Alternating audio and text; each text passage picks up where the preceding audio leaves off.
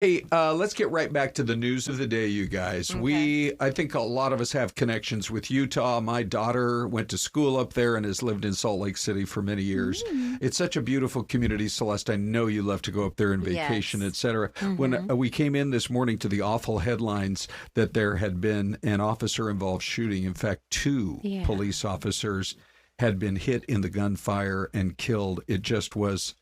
It was so shocking for us that we thought we would bring in let me just call up the Zoom right here from our, right, are we, I know, oh, there we go. Okay, is this John right here? John Franchi? All right, John, we're so sad to hear what happened up there. Was it actually in Salt Lake City? Could you tell us what happened and exactly where?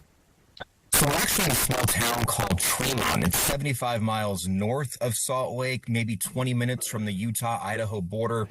There's about 10,000 people in this small town, and I did research. This town has never lost an officer to a shooting while in the line of duty, and sadly not just one but two died.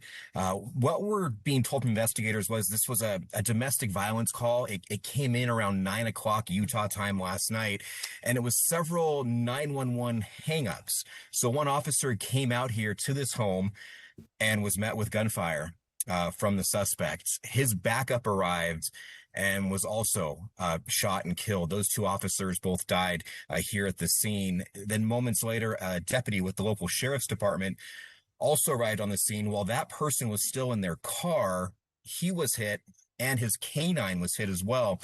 They both survived the attack. The deputy has been released from the hospital. The canine was taken into a emergency veterinary care. We're unsure about the dog's condition right now.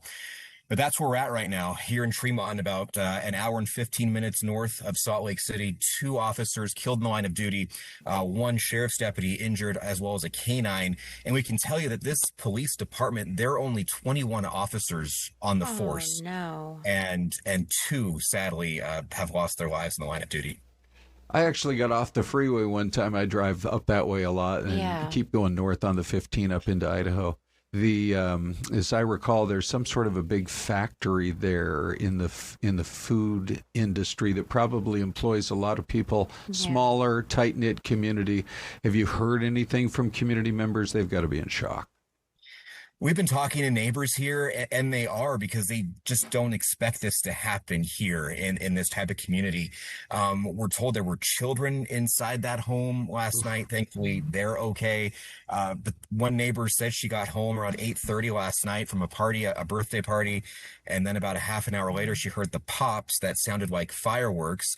It was actually the shooting taking Oh. place. And one other detail that we learned from investigators was we're told that it was neighbors who were out here last night who actually convinced the suspect to put his weapon down and surrender. So we're trying to work more on that angle as well to see, who risked their own lives here. Just civilians trying to end the violence, to convince this man to put his weapon down and surrender. We do not yet know the identities of the officers who were shot, and we have not yet been told the name of the man who police say is responsible for this violence. So I think some of the comments coming from the police chief was that he said, we don't really know what we're walking into when it comes to some of these domestic violence calls. 911 calls were made. The officer goes there. We have about 30 seconds. Do we know anything about what happened when they finally arrived at the home?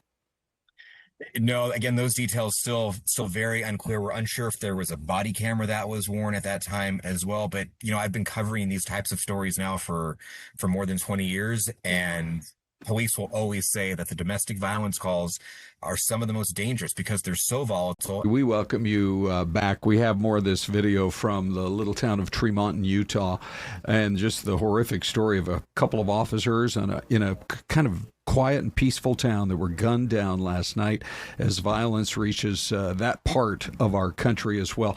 John Franchi with Fox 13 has been with us this morning. And John, you were just recalling, so I wanted to bring you back so you could finish your story. There had been another officer involved shooting several years ago. What do you remember about that one? Yeah, it was in 2020 in the height of the pandemic. I think it was May of that year. And in Ogden, which is about 45 minutes south of where we are here, an officer responded to a call just like this, a domestic violence call. It went to the door and was met with gunfire, and sadly lost his life. So we just know these domestic violence calls are some of the most dangerous for first responders and police officers, sheriff's deputies, because of the unknown.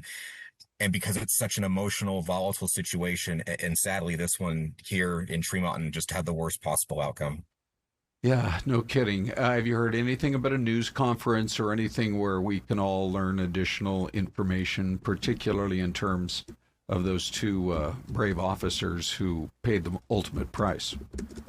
We do expect to hear later this afternoon. Earlier this morning, we heard from the police chief of the Brigham City Police Department. That's kind of a neighboring town here.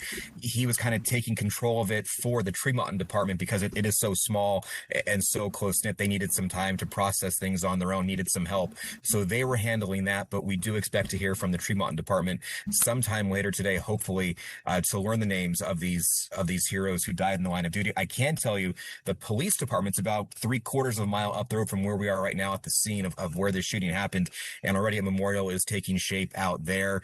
I've seen people stop by here and drop off, donuts and breakfast items to some of the officers who are kind of surrounding the crime scene, protecting the crime scene. So those small acts of kindness already starting to show through, which is no surprise for the Utah community. But I just think everybody up here is shocked that this does not happen in a community like this. And sadly, to lose two officers in the span of one night is just is unheard of. It's unthinkable. We do have some comments, Ron, happening on YouTube. And John, great report, by the way, from Utah. Darren Lloyd says that's not normal news for Utah. It's very rare for us to hear about something like this happening. And Jens Wall says it's not just Utah. It is happening everywhere. Yeah, a lot of folks in the comments saying just pray for them, and we can all hope that we are living in a less violent world at some point in the future. John, appreciate your time. Thank you very much. Thanks, guys.